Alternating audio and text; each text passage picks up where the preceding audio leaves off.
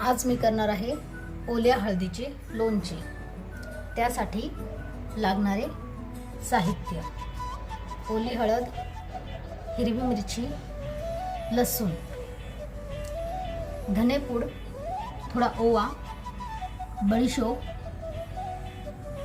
मेथ्या, मोहरीची डाळ आणि काही खडा मसाला। सर्वात आधी मी ओली हळद सालून व किसून घेते। ओली हळद किसून झालेली आहे आणि मिरची आणि लसूण तेही बारीक चिरून झालेली आहे। चला आपण लोणच्याची तयारी करू। कढई गरम झाल्यावर त्यात तेल टाकून घेतलं। तेल थोडे गरम झाले की त्यात वाळलेला कढीपत्ता, मी कढीपत्ता मुद्दामून वाळलेला घेतला आहे। त्यात थोडे मोहरी टाकूया। मोहरी तडतडून झाले की त्यामध्ये दालचिनी, लवंग, तेजपत्ता आणि वेलची, त्यात बारीक चिरलेला लसूण आणि हिरवी मिरची हे थोडं आपण परतून घेऊया। गॅस बारीकच ठेवूया। त्यात 1 चमचा मोहरी डाळ, 1 चमचा ओवा,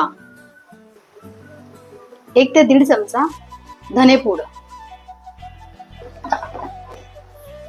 मेथ्या, बडीशोप, साधारण 1.5 चम्मच।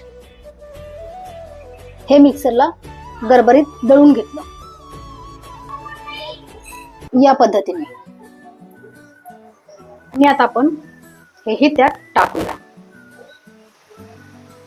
आणि ते पुन्हा एकदा मिक्स करून घेऊया।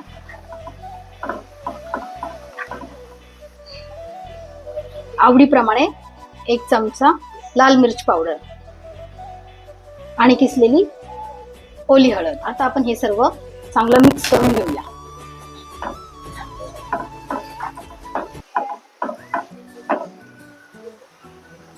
चवीप्रमाणे मीठ टाकल्यानंतर आपण हे चांगलं पुन्हा एकदा मिक्स करून घेणार आहोत। मस्त दिसतंय ना ओल्या हळदीचं लोणचं। तुम्ही हे एकदा तरी करून पहा, ओल्या हळदीचं लोणचं। आता हे मिक्स करून झालंय आणि लोणचंही तयार आहे। साधारण मला 60 ग्रॅम तेल एवढे लागले। यात थोडे तुम्ही लिंबूही वापरू शकता।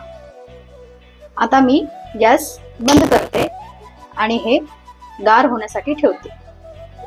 गार झाल्यानंतर ना तुम्ही यात 1 लिंबूही पिळू शकता।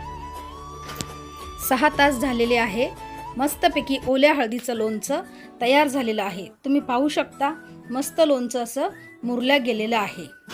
तुम्हाला हे लोणचं जास्त दिवस टिकवण्यासाठी थोडे अजून तेल चांगले कडकडीत गरम करून व ते थंड करून तुम्ही यात बरणीमध्ये ओतून ठेवू शकता। मी या पद्धतीने लोणचं बरणीत भरून ठेवते। तुम्ही हे एकदा तरी करून पहा। धन्यवाद।